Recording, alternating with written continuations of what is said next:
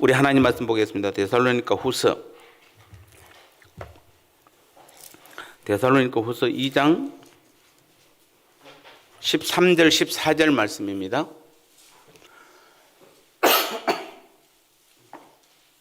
데살로니가 후서 2장 13절 14절 말씀을 같이 우리 합독하도록 하겠습니다. 주께서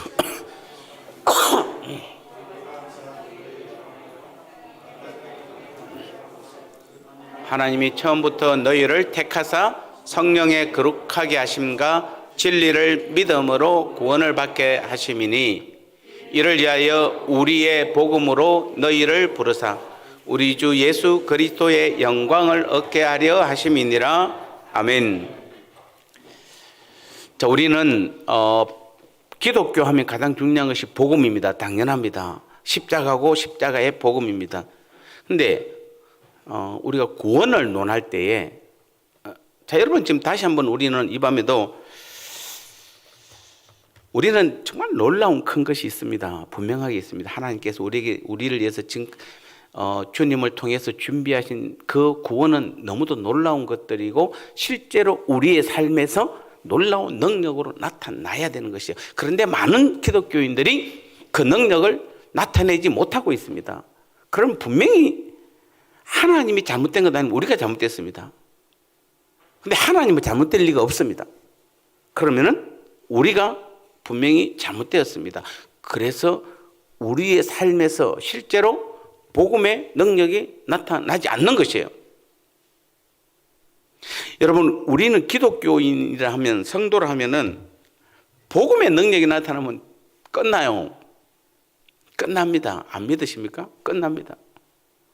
그 안에는 놀라운 것들이 감춰져 있어요. 그런데 모든 사람이 다 복음을 알고 깨닫는 건 아니에요.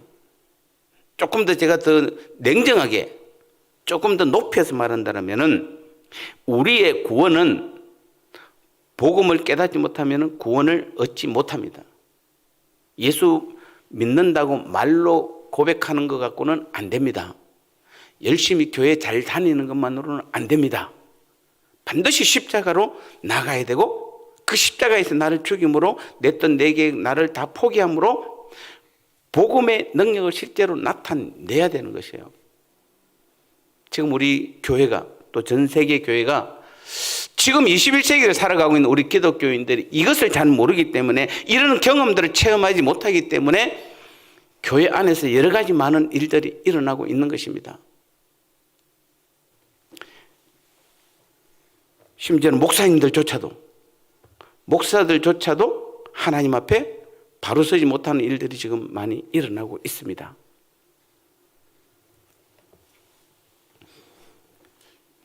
아마 이게 작년인지 재작년인지 모르겠습니다. 그 다니엘 기도회 때 그 미국의 유억렬 목사님, 옛날에 제가 학교 다닐 때는 교수였는데 미국 지금 워싱턴 중앙장로교회 목사님으로 지금 10년째 목회하고 계시는데 그분의 특강 중에서 나온 내용인데 한번 영상을 한번 보고 잠깐 30초짜리인데 한번 보고 갈까요? 영상 한번 띄워주세요.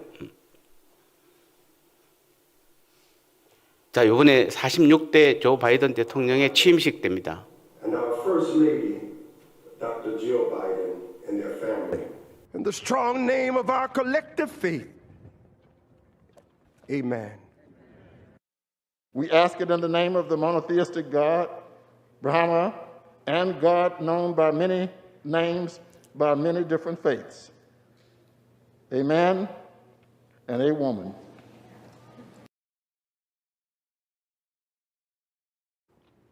We pray for divine favor upon our President, Joseph R. Biden, and our First Lady, Dr. Jill Biden, and their family. In the strong name of our collective faith. Amen. We ask it in the name of the monotheistic God. 혹은 제117자 국회 개원 하원의 기도 때입니다. 2021년 1월 4일 한번 보세요. 이 모든 것을 유일하신 신 브라만 혹은 다른 종교에서 다양한 이름으로 불려지는 신인의 이름으로 기도합니다. 아멘하고 그 뒤에 뭐라고 됐습니까? woman. 제가 이 영상을 보면서 나도 모르게 고함을 쳤어요. 고함을 쳤는데, 제 방에서 고함을 쳤는데 교육자실에서 부목사님이 쫓아왔더라고. 무슨 일 있나 싶어가지고. 제가 고함을 치니까. 제가 저 영상을 보는 순간에 고함이 나왔어요. 저도 모르게. 여러분, 지금 전 세계의 가장 청교도 혁명의 주체잖아요. 어떻게 보면요. 청교도 혁명으로 시작된 나라 미국이, 그래서 하나님의 축복으로 전 세계를 지금 장악하고 있는 그 미국이 자기들의 힘이 아니잖아요. 우리는 누가 봐도 하나님의 능력의 역사인 줄 알고 있잖아요. 그런데 그 미국에서 대통령 취임식 때 목사님이 나와서 지금 기도하는 것이에요. 다른 분 아니에요. 앞에는 축복 기도해놓고 다른 모든 신의 이름으로. 그분이 목사님입니다. 그리고 하원 기도회 때 대표적으로 목사님이 나와서 기도하는데 여러 신들의 이름을 빌려서 다양한 신들의 이름으로 기도합니다. 이게 미국의 현실입니다. 그래서 그 유홍열 목사님이 하원 워싱턴 중앙장로교회가 제가 보니까 차만 2,100대를 주차할 수 있는 엄청난 크기. 그러니까 이제 워낙 워싱턴이니까 큰 교회니까 우리 한국의 목사님을 불러 하원 기도 때 초청했더라고 보니까.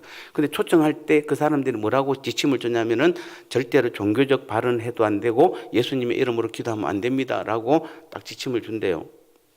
그런데 이분이 예수님의 이름으로, 종교적 이름으로, 삼위일체 하나님의 이름으로 기도하고 예수님의 이름으로 기도하였습니다라고 했는데 생방송 됐대요. 그게 전국에. 그런데 그게 끝나고 나서 많은 댓글과 많은 격려, 그다음에 편지 전화가 왔는데 다 어떻게 한국 이방인인 목사님이 거기 나와서 예수님의 이름으로 기도할 수 있느냐라고 하면서 비판 한글도 없고 전부 다 격려. 잘했다. 그리고 또 나중에 또 하원 또 기도에 한 번 더 초청을 받는데 또 똑같이 그 지침을 주더래요. 그래서 이번에도 똑같이 또 하나님의 이름으로 마지막에 예수님의 이름으로 기도하였습니다 하고 내려오니까 하원 의원들이 다 일어나서 박수를 치는 겁니다. 그래서 예의상 목사님이니까 예의상 치나 했는데 그 하원의 하원 의장인가 그분이 그 목사님한테 와가지고 왜 우리는 예수님의 이름으로 기도하는 목사를 원하고 우리는 복음을 듣기 원하는데 왜 여기 온 목사님들은 다 예수님의 이름으로 기도 안 하냐고 하면서 예수님의 이름으로 기도한 것에 대해서 기립박수를 쳤답니다. 여러분, 예수님의 이름으로 목사가 예수님의 이름으로 기도하는 것은 당연한 거지. 거기가 여러분 지금 제가 예수님의 이름으로 기도했습니다. 여러분 기립박수 칩니까? 아니 지금 이게 지금 여러분 미국에서 일어나고 있는 현재 일이에요. 그래서 제가 일부러 영상을 준비해 저 찾는다고 혼났어요. 이번에 어제 월, 화, 수 3일 동안 목사, 장로, 우리 합동적 기도회가 2박 3일 동안 저 비발디에서, 홍천 비발디에서 2박 3일 동안 있어요. 그분이 나와서 이번에도 똑같이 제 영상을 보여주면서 또 똑같이 이야기하더라고요. 제가 그걸 보면서 제가 참석을 못했는데 그 생중계로 되는 거 그 순간에 딱 그걸 봤어요. 그 목사님 걸. 그래서 제가 그거 보면서 고함을 쳤던 거예요.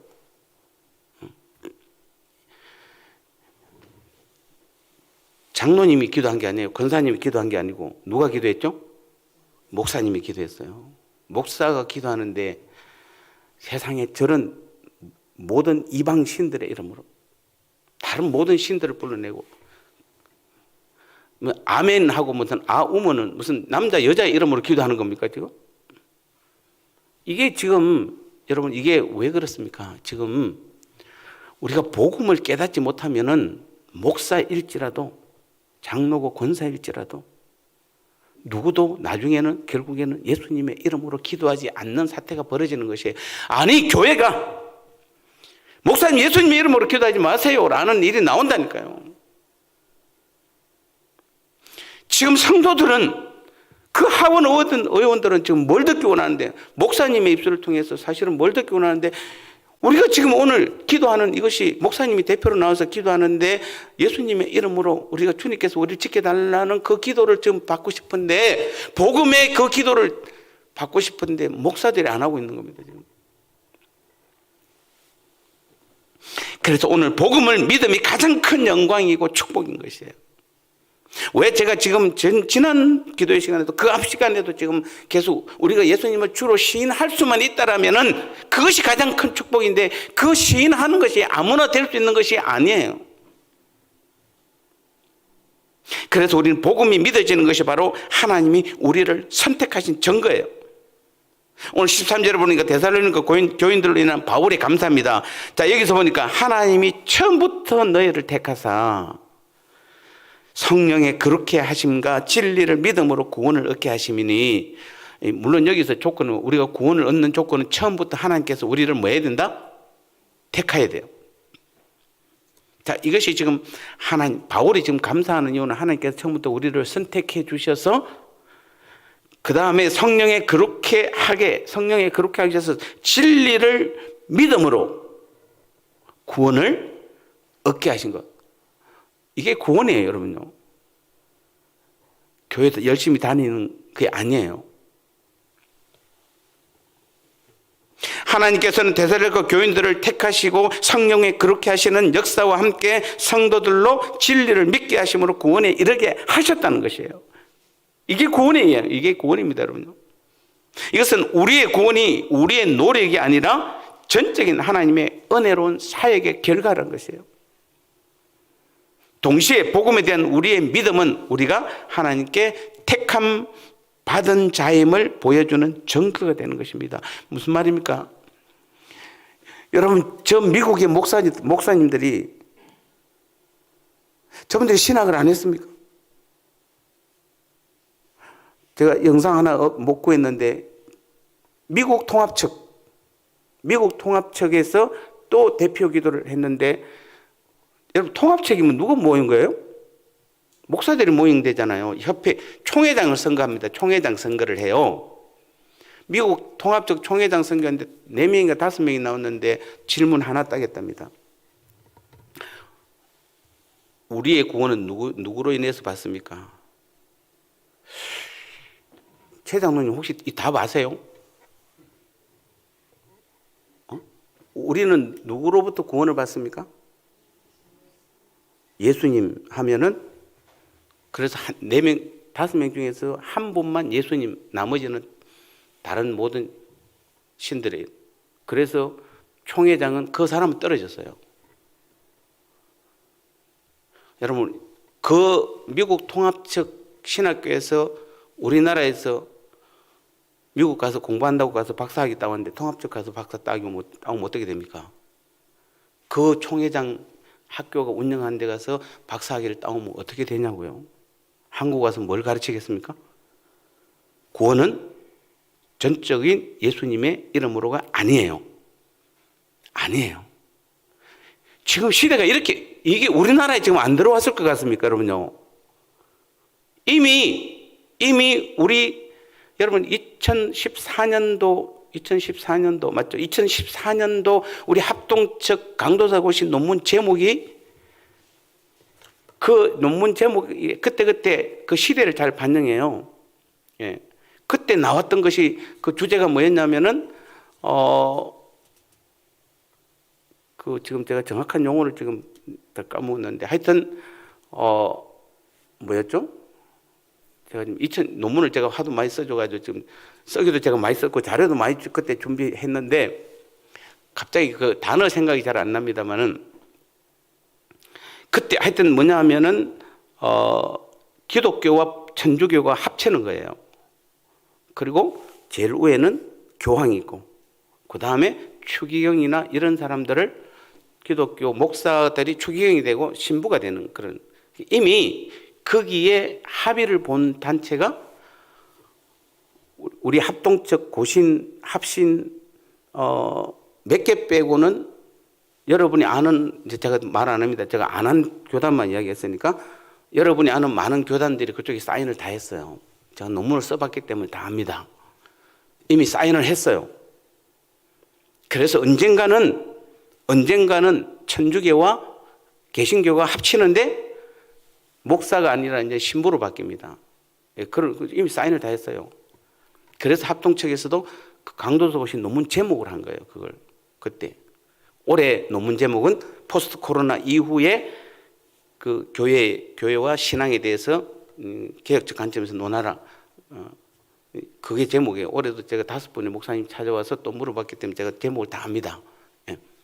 그러니까 그 시대를 잘 반영하고 있는 것이에요. 지금 우리 합동측은. 근데 여러분 보세요. 만약에 그런 사람 밑에서 공부해갖고 왔는데 한국에 오면 그런 사람들이 지금 여러분 우리나라에서 제일 큰 교단 우리 합동측인데 그 다음 두 번째 큰 교단은 통합측이에요. 저는 그 교단에 대해서 잘 모릅니다만 어쨌든 그렇습니다. 지금 제가 뭘 말씀드리고자 하면은 오늘 우리는 성경을 보면서 이 복음이라는 단어가 나왔을 때에 여러분도 지금 마찬가지입니다. 우리가 복음을 믿지 않으면은 그게 여러분이 그게 맞나? 나중에는 처음에는 말도 안 돼. 그러다 나중에는 뭐죠? 그런가? 그렇지로 바뀌는 것이에요. 이제 하나님의 사랑을 논하고 그래서 오늘은 바울이 다시 한번 이 부분에 대해서 정확하게 이야기하는 겁니다. 우리는 예정론에 대해서 여기 오늘 처음부터 선택된 바울의 이야기 나오는데 오늘 예정론에 대해서도 잘못된 접근 방식이 많은 분들이 있습니다. 그럼 모든 사람이 이미 구원이 정해져 있으면 우리는 전도 안 해도 되지 않느냐라는 말하는 사람도 있고 또 어떤 사람들은 구원받을 자가 미리 정해져 있다면 하나님이 불공평한 하나님이다라고 말하는 분도 있습니다. 심지어 구원은 하나님의 의지보다는 인간의 의지적 선택의 결과로 주장하는 사람들이 있습니다. 그래서 내가 구원받은 것은 내가 선택했기 때문에 그렇답니다. 내가 교회 나왔고 내가 예수님을 믿고자 작정했기 때문에 내가 예수 믿는다고 생각하는 사람들이 얼마나 많은지 모릅니다. 그러니까 다 교회 나와서 여러분이 금요기도에 나오고 수요예배 나오고 새벽에 나오고 여러분 주일날 잘 참석하는 것이 마치 내가 내 열심으로 내 능력으로 뭔가 하나님 앞에 드린다고 생각하니까 그냥 얼마나 잘난 척한지 모릅니다. 교회에서. 신기한 것은 여러분 교회가 문제가 있을 때마다 그 교회를 나가는 사람들의 공통특징은 다 열심히 했던 사람들이에요. 거의 다 그래요. 열심히 했던 사람들이에요. 정말 우리가 열심히 했으면 어떻게 됩니까? 교회가 힘들고 어려우면 더 뭉쳐야죠. 더 기도해야죠. 정말 하나님 앞에 매달려야죠. 제가 가끔 여러분의 카톡을 열어봅니다. 뭘 열어보냐면 앞에 그 프로필을 보는 거예요. 보니까 어떤 분은 2021년 11월 달에 보니까 평화동산의 회복을 위해서 거기다 카톡에다가 기도해 놨더라고요. 여러분 힘들 때죠. 가장 힘들 때. 우리 평원교회 가장 힘들 때. 그때 빨리 회복이 되게 해달라고. 정말 우리가 해야 될 것은 뭡니까? 그런 일들이 일어나면은 우리가 정말 열심히 했으면 더 기도해야 되잖아요. 그게 다 지금 내 열심으로 해서 그래요. 복음을 아직도 못 깨달아서 그래요. 여러분 복음을 깨달은 사람들은 주님이 내 안에 계셔서 주님이 내게 말씀하시는데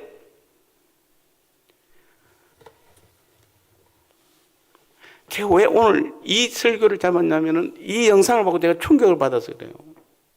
정말 우리는 정신을 안 차리면은 그리고 정신 차리다고 되는 것이 아니에요. 정말 우리가 간절히 그래서 오늘 이 밤에 다른 거 다 빼고 우리가 정말 간절히 기도해야 될 것은 여러분이 목숨 걸고 복음을 깨닫게 해달라고 기도하셔야 돼요. 우리는요. 여러분 복음 못 깨달으면 나중에 다 바뀌어요.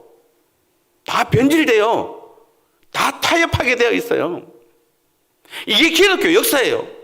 우리만 아니에요. 여러분 우리만 아니에요. 지난 기독교의 역사가 복음을 모르면은 깨닫지 못하면은 다 타협하게 돼 있어요. 여러분 보세요. 여러분이 지금 루터가 종교개혁하기 전에 몇 가지 잘못된 것 중에서 하나가 물론 다 행위 구원이에요. 그때는 다. 그래서 루터가 뭡니까? 그 구원에 대해서 한번 깨달으려고 어떻게 합니까? 그 높은 그 계단을 무릎을 꿇어서 피가 나서 해도 안 되잖아요. 안 되잖아요. 그 행위로 지금 뭔가 구원을 얻을 시대예요. 그리고 천국은 굳이 믿지 않아도 내 부모가 믿지 않아도 어떻게 하면은 그 자녀가 어떻게 하면은 헌금을 부모를 위해서 헌금하면 그걸 뭐라고 그럽니까? 아니 그거 몰라요? 면제부 연옥으로 내 부모가 안 믿어도 자식이 돈 주고 면접을 사면은 그 연옥, 지옥, 천국과 지옥 중간에 연옥을 하나 만들어 놓고 거기 대기하고 있다가 내 자녀가 면접을 사면 딸랑하는 그 소리로 인해서 지옥에서 천국으로 옮겨간다고 보는 거잖아요. 그 지금 여러분 제가 요즘도 여러분 부모들 그렇게 하면 됩니다라고 설교하면 여러분 저한테 뭐라고 이야기할 겁니까? 다음 주에 사표 내세요 그렇게 하겠죠? 아니 여러분 그게 정상이잖아요. 그게 정상이잖아요. 그런 목사한테 배울 게 뭐 있다고 지금 우리가 무슨 세상 학문을 배웁니까? 아니잖아요. 우리는 생명을 배우고 구원을 배우고 하나님 나라의 일들을 지금 배우고 하나님의 뜻을 구하고 하나님의 뜻을 아는 것을 지금 우리 기도를 통해서 아는 것인데 세상의 진리를 알면 뭐합니까? 그거 하려고 얘기 나온 거 아니잖아요. 그렇다면은 그때 그 사람들이 그전에는 여러분 초대교회 300년 동안에 있을 수 없는 사건들이 그 다음부터는 타협을 통해 점점점 변화된 거잖아요. 그래서 루트가 종교개혁을 시작한 거잖아요. 그리고 칼빈에서 그 종교개혁이 완성된 거잖아요. 그게 지금 우리가 믿고 있는 개신교잖아요. 믿고 있는 게 아니에요 지금. 우리는 여전히 하나님을 믿고 있지만 우리가 다니는 개신교예요. 그러면은 개신교는 달라야 되잖아요. 근데 지금 또다시 미국이 지금 개신교의 대표적인 교회 아닙니까? 지금 저 교회가 지금 모든 신의 이름으로 이미 이렇게 그것도 무슨 한 교회에 지금 한 사진을 찍은 게 아니잖아요. 미국 대통령이 지금 취임 기도에 지금 저렇게 하는데요. 차라리 우리나라처럼 뭐 기도는 하지 말든지.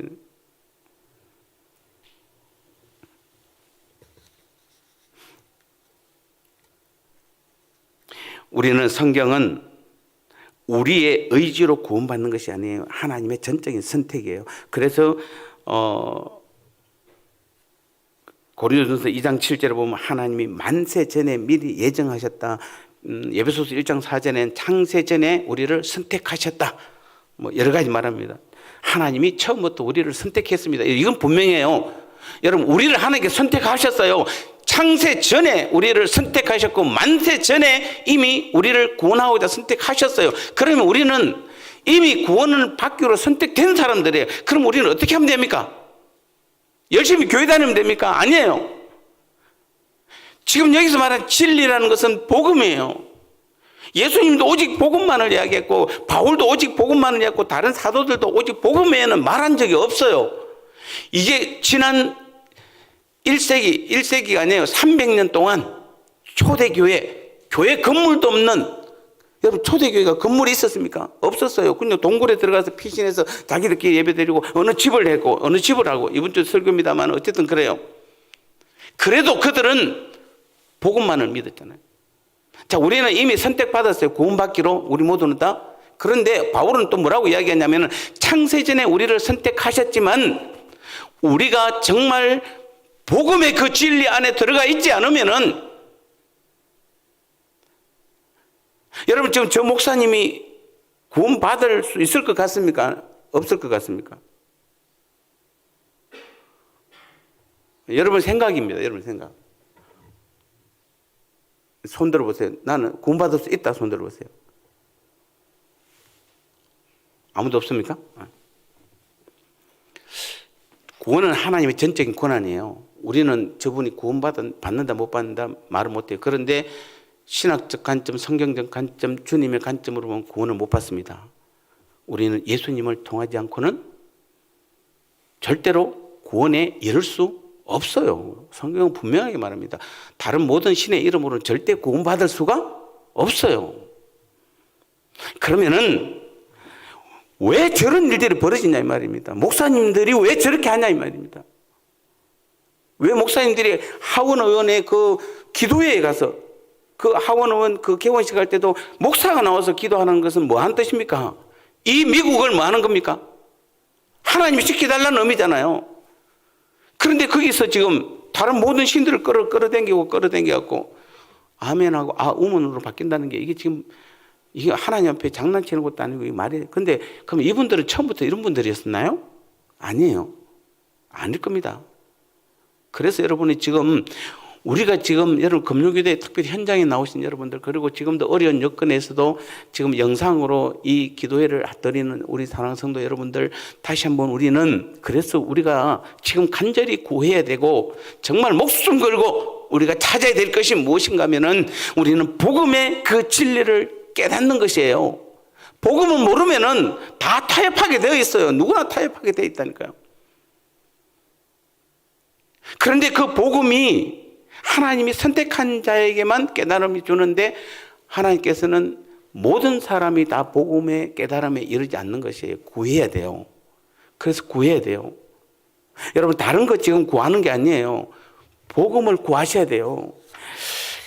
이 우리 14절에 보면은 그 복음을 구했을 때의 그 결과가 나와요. 왜 우리는 복음을 구해야 되냐면은 복음을 구한 자에게 14절 뭐라 하던가, 복음으로 너희를 부르사 우리 주 예수 그리스도의 영광을 얻게 하려 하십니다.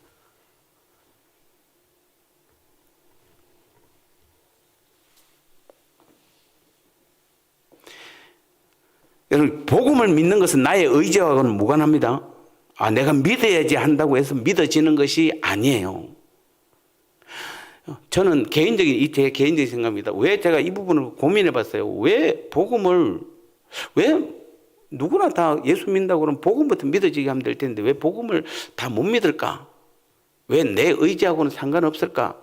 라고 생각해 보니까 하나님의 방법은 다를 수 있습니다. 제가 볼 때는 그런 것 같습니다. 여러분 복음을 믿는 것은 내 의지가 아니에요. 주님께서 성령께서 우리를 믿게 해 주셔야 돼요. 근데 이게 기독교의 기본이잖아요.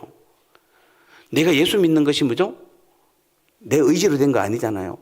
내가 구원받는 것이 내 의지로 된 거 아니에요. 내가 하나님의 자녀 된 것이 내 의지로 된 것이 아무것도 없어요. 내가 천국에 가는 것도 내 의지로 갈 수 있는 것은 아무것도 없어요. 하나님 나라 유업을 받는 것도 마찬가지고 영생과 관계되는 것 어느 하나 중에도 어느 하나라도 내 의지로 되는 것은 아무것도 없어요. 내 행위로 되는 것도 하나도 없어요. 오직 주님의 은혜로 내가 깨닫게 해주셔야 되고 나를 불러주셔야 되는 것이에요. 그래서 우리가 복음을 깨닫는 것도 복음이 믿어지는 것도 나하고는 내 의지하고는 상관없는 것이에요. 그래서 어떤 사람은 기적 중에 최고의 기적이 내가 예수님을 구주로 믿어진다는 사실입니다.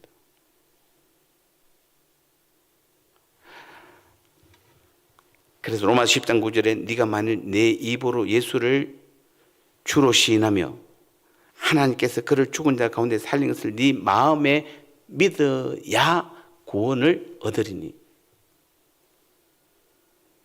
이게 하나님의 구원의 조건이에요.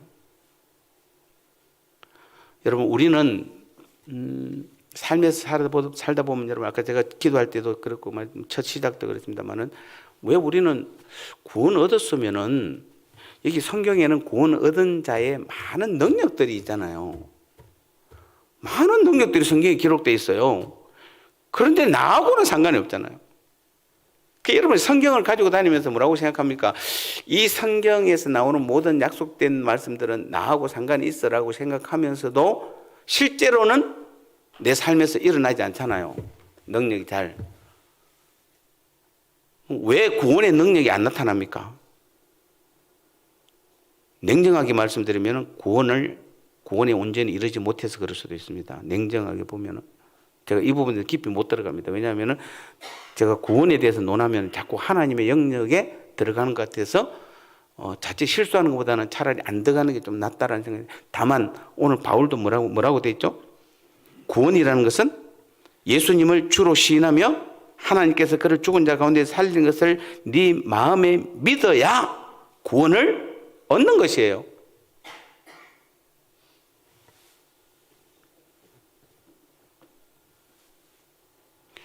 왜냐하면 하나님은 누구에게는 믿고 구원 얻을 수 있도록 누구에게든지 믿음을 선물로 주시고 누구에게는 주는 사람도 있고 하나님 주시지 않는 사람이 있어요. 선물이라고 표현할 때는 잘 기억하셔야 돼요. 선물의 특징 중에 한 가지가 무엇입니까? 주는 사람 마음이잖아요. 자, 이것이 만약에 무슨 예를 들어서 우리 이번에 코로나 때 국가에서 뭘 줬죠? 돈 저번에 여러분 10만 원 받고 20만 원 받고 했잖아요. 예. 그런 거 같으면은 다 받아야 되잖아요. 전 국민이 다 받아야 돼요. 근데 선물이라고 했을 때는 뭐 합니까? 첫 번째는 대가가 없는 것이에요. 대가 없이 주는 것이에요. 그리고 두 번째는 주는 사람 마음이에요. 모든 사람에게 줄 의무가 있는 것이 아니라는 것이에요.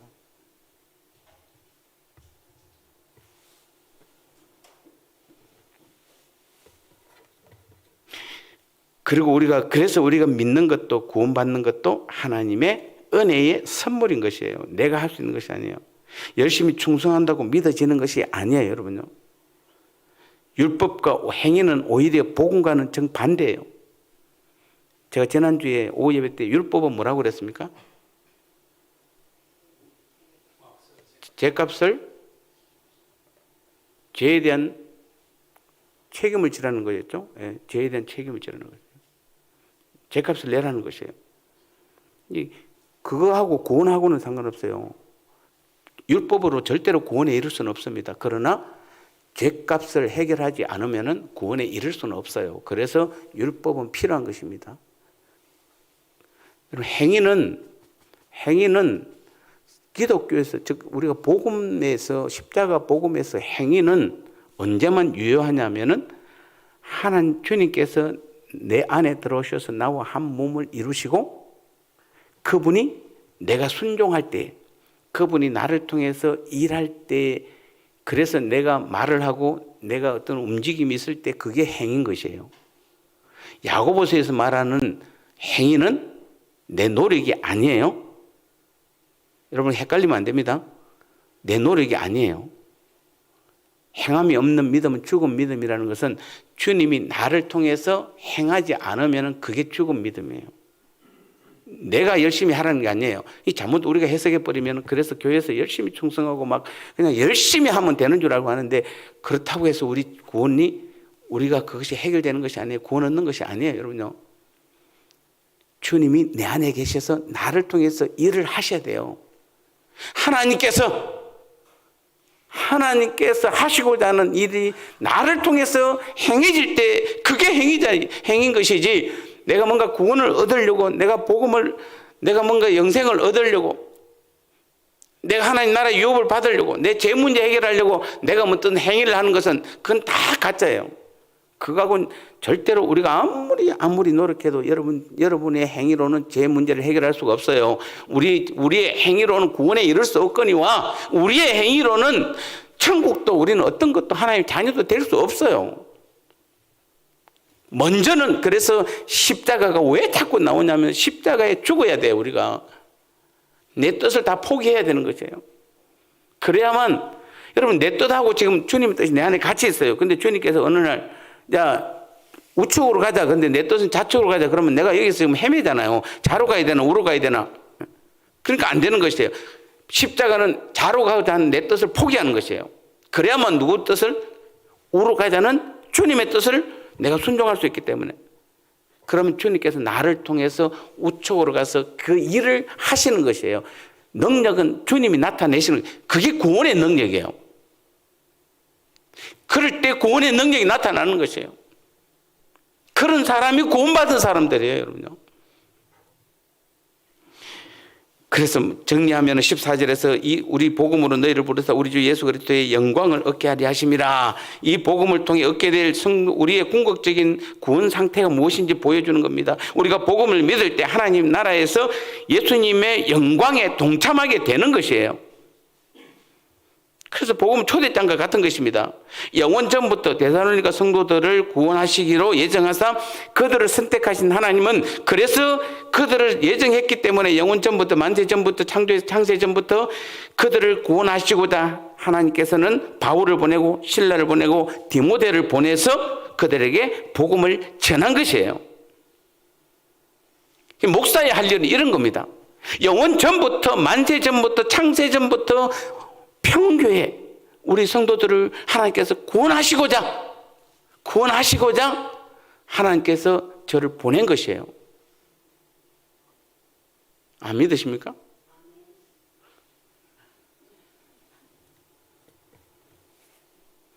장건사님은 큰 복 받을 거예요. 옛날에 이러면 또 더 큰 아멘 하죠. 나도 할 걸. 그런다고 되는 건 아니에요. 예. 여러분, 제가 평온교회 와서 제가 한 가지 딱 자신 있는 건 한 가지밖에 없어요. 주님께서 저를 통해서 복음을 선포한다는 것이에요. 다른 건 아무것도 없어요. 뭐 저보다 작은 사람이 세상에 많이 없어요. 다 걸어다니면서 저보다 크더라고요. 그럼 뭐 내세울 게 없어요. 그런데 정말입니다. 저는 지금도 하나님께서 만약에 어디를 가라 하더라도, 해외를 나가서 어느 나라를 가라 하더라도 하나님께서 저를 사용할 때는 복음을 위해 사용한다는 걸 저는 압니다. 그래서 저는 언제나 겁이 없고 두려움이 없는 것이에요. 한 가지밖에 없어요. 그래서 여러분은 복된 사람들이에요.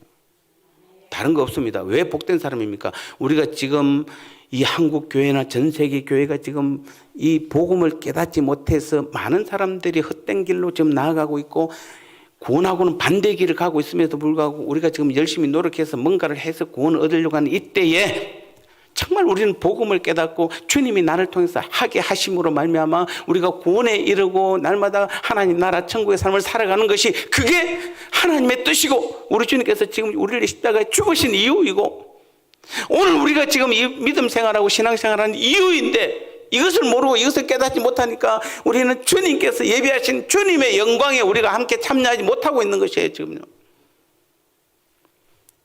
시간이 없어서 제가 읽어드리겠습니다. 그 영광은 어떤 영광입니까? 바로 왕으로 오실 예수 그리스도의 영광입니다. 그 영광은 이미 믿은 성도에게 주어진 영광, 믿는 성도에게 주어진 영광이며 장차 그리스도의 재림 때 궁극적으로 얻게 될 것입니다. 우리가 하나님의 자녀이며 동시에 예수님과 동일한 상속자가 되기 때문에 받는 장래의 영광인 것입니다. 또한 그것은 구원의 완성으로서의 하늘의 영광스러운 몸으로의 변화, 즉 영광의 부활체에 참여하는 것입니다. 모든 죄악된 것과 사망과 슬픔과 수고가 끝이 나는 영광입니다. 그리고 마침내 우리도 주님과 같이 왕의 권세를 받아서 주님의 보좌에 함께 앉아 영원히 다스리는 그 영광인 것입니다. 이런 영광들을 우리는 성경에서 많이 보고 있으면, 제가 지금 시간 없어서 성경 구절 다 있는 것들이에요. 성경에 있는 것들 다 가로해놓고 성경 다 제가 구절 다 해놨어요. 자, 그러면은 이런 영광들을 우리가 누려야 되는데, 이게 누가 누릴 수 있느냐 하면은 그 복음 안으로 들어간 사람만이 주님의 영광에 동참할 수 있는 것이에요. 그래서 저는 오늘 이 밤에도 우리는 그걸 놓고 기도하셔야 돼요. 다른 기도 필요 없어요, 여러분요. 그 기도만 하면 돼요.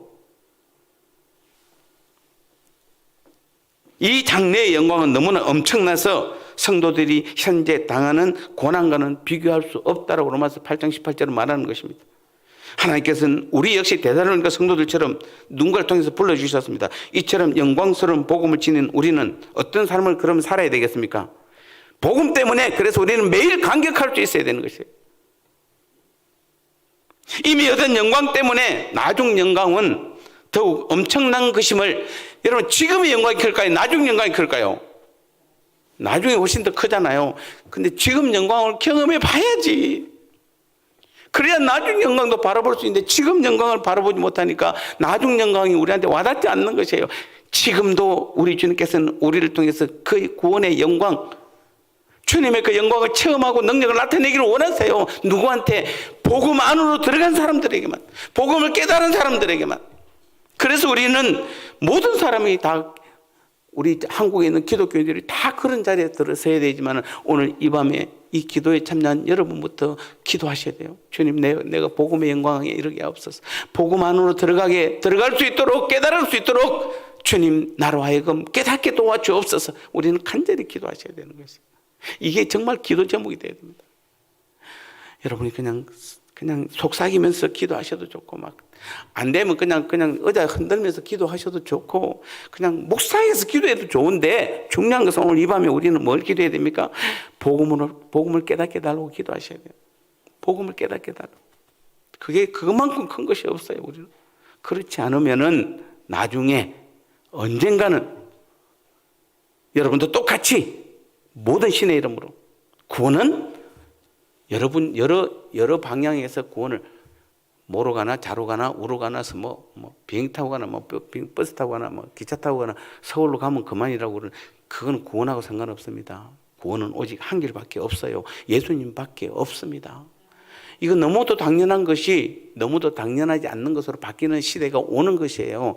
이게 지금 여러분 제가 볼 때는 4차 산업혁명 시대에 드러날 수 있는 여건 현상들이에요.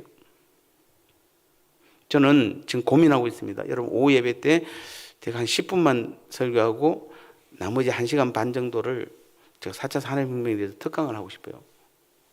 여러분 앞으로 시대가 어떻게 변해야 될지 하나님 저한테 주신 지혜니까. 그래도 제가 책을 썼잖아요.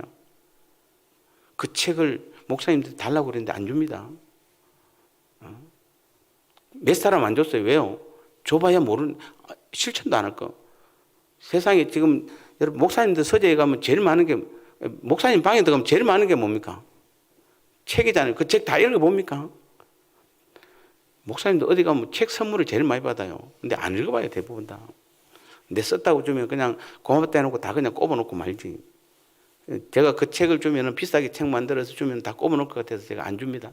꼭 필요한 사람들이라면 줘요. 왜냐하면 이것은 다음 시대에 일어날 수 있는 놀라운 광경이기 때문에 그렇습니다. 그래서 다음에 한번 제가 그래야 여러분이 조금 더 정신을 차릴 것 같아요. 조금 더 준비를 잘할 것 같아요. 그래서 오후 예배 때 시간 좀 많이 할애해서 예배 안 드릴 수는 없으니까 간단하게 드리고 바로 특강으로 한번 들어가서 다음 정말 4차 산업혁명 시대에 어떤 일들이 벌어지고 영적으로는 어떤 일들이 벌어지고 더 나아가 5차 산업혁명 시대는 어떻게 마무리되는지에 대해서 정말 여러분 좀 알았으면 좋겠습니다. 그래서 저는 지금도 여러분은 그냥 편히 앉아있지만은 저는 설교 하나를 준비해도 여러분이 4차 산업혁명 시대에 영적으로 이길 수 있는 그 능력을 지금 계속 설교하고 있는 것이에요. 여러분은 그냥 듣는 것 같지만 저는